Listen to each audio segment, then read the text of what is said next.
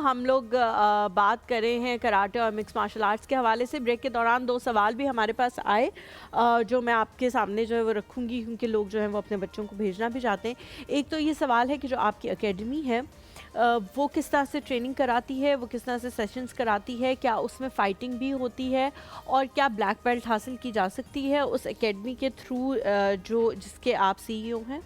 जी बिल्कुल, मैं इसका आंसर दूँगा, लेकिन सबसे पहले एक लाइन में अपना जो हमारी लास्ट डिस्कशन चल रही थी जी, एंगर जी, ज़रूर, मैनेजमेंट की, ज़रूर, उसको उस पे कंक्लूड ये कर दें। कहूँगा कि बेसिकली जो कि हमारी जो ट्रेनिंग होती है उसमें देखिए हम ट्रेनिंग के स्टार्ट में भी बहुत सिखाते हैं, फाइट से भी पहले और बाद में भी बहुत सिखाते हैं। फिर हम ब्रीथिंग एक्सरसाइजेज़ करवाते हैं, इनहेल, एक्सहेल।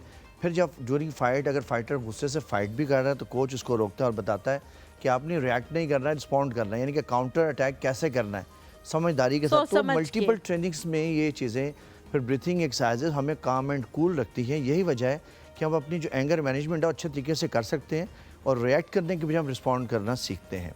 तो इसलिए अगर आप स्पोर्ट्स मैन हैं तो आपको अच्छे तरीके से ही आना ये चाहिए चीज़ें और आती आता हैं। भी है, ठीक है।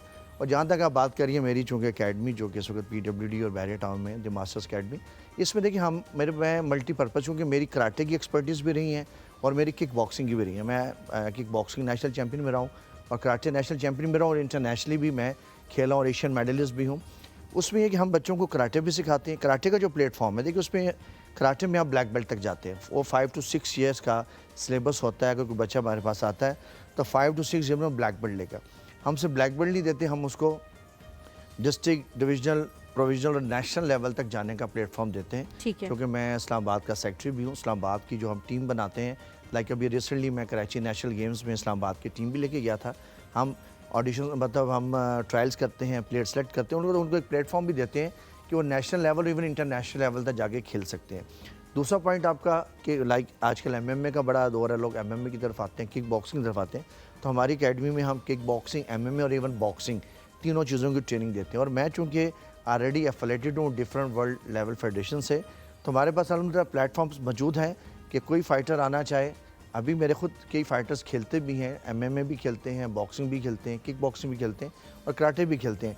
तो अल्हम्दुलिल्लाह हम एक वो प्लेटफॉर्म प्रोवाइड कर रहे हैं कि सिर्फ हम क्लब लेवल तक ट्रेनिंग नहीं करते और स्पारिंग ज़रूर करवाते हैं। देखिए लेकिन विदाउट ये उन्हीं स्पारिंग, बच्चों के लिए है जो आगे जाने का जज्बा देखिए रखते इसमें हो। मैं बताऊँ दो किस्म की, मेरे पास दो किस्म के स्टूडेंट्स आते हैं। एक स्टूडेंट्स वो आते हैं जो चाहते हैं कि हमें फिटनेस के लिए ट्रेनिंग करनी है, वो थोड़ा सा जिम वर्कआउट करते हैं, ट्रेनिंग की, हल्की सी स्पारिंग की, लेकिन उनका आगे ऑब्जेक्टिव प्रोफेशनल ट्रेनिंग नहीं होता। मैं उनसे पूछ भी लेता हूँ।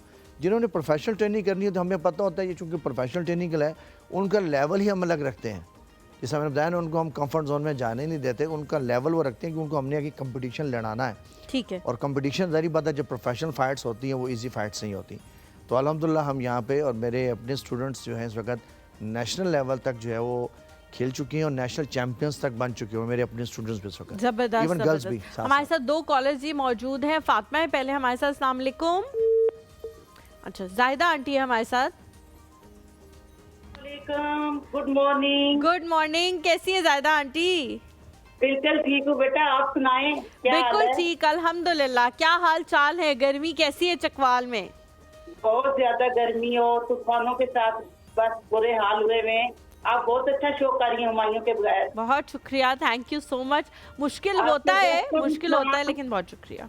और जैनब को भी सलाम। आपके वालेकुम गेस्ट को आप बहुत खूबसूरत लग रहे हैं तीनों, माशाल्लाह। Thank you.